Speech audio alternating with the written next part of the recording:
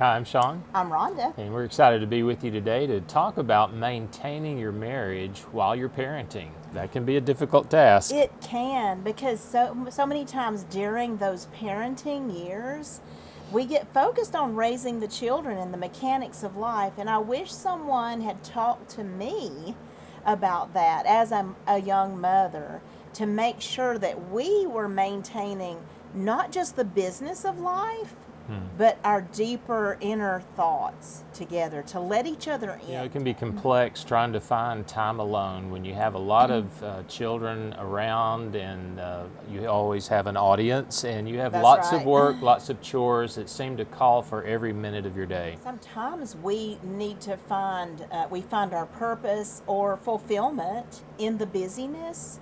I think I dealt with that. The ones of us that are the at-home parent, we can really get invested in those relationships and find fulfillment in that interaction, because it fills our heart, with that connectivity.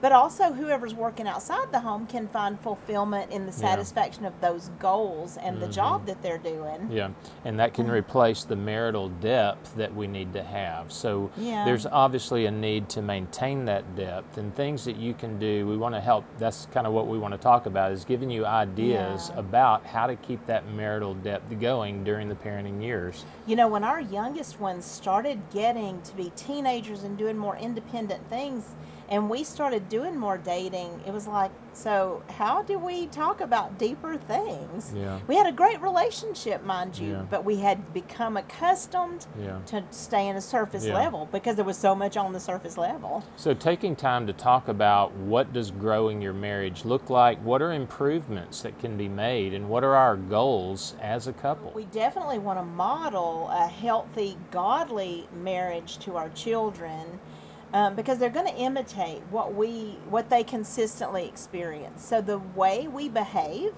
as a husband, as a wife, and then the entity of the marriage itself, that connectivity or not, is what they're going to carry into their adulthood and their relationships. You know, I think a great thing is having maybe a marriage book or some video content or something that you're regularly taking in, just to keep you on your toes and thinking about what you need to do in your marriage to maintain it. When you're dealing with your young children, you're going to have to really carve out those times to do those things. When you have teens and young adults, though, don't be deceived. Sometimes we think when we get there, oh, we'll have a lot of time for each other. It kind of shifts, and it still takes a lot of time and focus. So there's a lot of sometimes challenges that can come up during those teen and young adult years, and having the ability to talk about things that can actually feel kind of scary to go there. We have 5 children. Our 2 oldest went through 9 very difficult prodigal years. And while we were hurting during those years, there were a lot of things we couldn't talk to each other about, because Sean's struggles would threaten to spiral me into depression and suicidal thoughts. So we had to figure out how to hurt together without hurting each other. Yeah. And being able to talk about your own concerns, you know, individually as a couple, and seeing what's going on, just staying on the same page with each other. And being supportive of your spouse during this time without doing something that's going to take you down. Obviously, we have to be self-aware. Where am I and what's going on with me, so that I'm really pursuing the Lord to deepen my own walk, to stay strong. So knowing our parenting style and the approach that we're coming from as parents, you know, you can have 2 extremes, one that's more strict, legalistic, wanting to protect and prevent harm, versus one that's more lenient, permissive, and maybe also relational. Sometimes, we can lay down a little bit of the discipline because we're so wanting to keep that relationship, but we have to have a great balance of the 2. Yeah. The discipline, helping them grow up right, and the relationship are both important. And we need to be on the same page, at least close to it. But we balance each other out, and so we want to be careful not to ever discount one or the other. because those kinds of things can have a damaging impact on our relationship. A great area that we can grow in is spiritually, and that is in our praying together as a couple for our children, for our family, for each other, and learning how to, you may start off really small, maybe a really short prayer, but learning how to flow back and forth and kind of get into experiencing that spiritual side of your relationship. And that was a real strength for us when we went through some really dark times, was we connected spiritually. We would exercise our faith in agreement for what we were believing for our children when even now when they need prayer in different areas. And we see God move on a regular basis in miraculous ways. And sometimes it can, to an onlooker, may just look like a tiny little move, but it's really a huge thing that encourages you to stretch your faith and believe for something, the next thing. So here are some ideas during the parenting years that can help you stay close as a couple.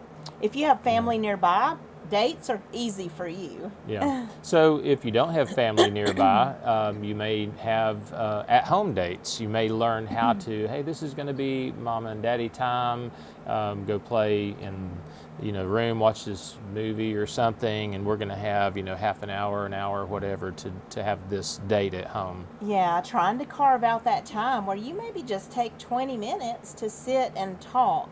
Sometimes we think, oh, if I can't take 2 or 3 hours, we can't make this happen. But what if we thought about taking smaller amounts of times to just connect physically, emotionally, with non-sexual touch, where our children see us giving affection that's appropriate in front of them.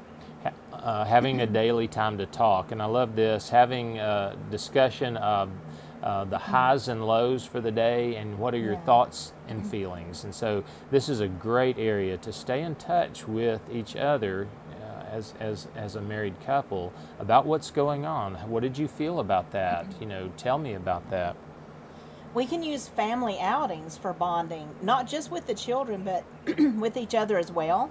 Weekly, it's good to take 2 or 3 20 to 30 minute times where we can make sure we're staying current on working on our issues. We call that taking out the marital trash so that it's clean in the relationship. We also want to have maybe a monthly time, 2 or 3 times during the month, to talk about our marriage, parenting, our family evaluations, making assessments where we are, making plans and improvements, and having goals set before us. So there's so many areas of how we maintain a strong and healthy marriage during those parenting years.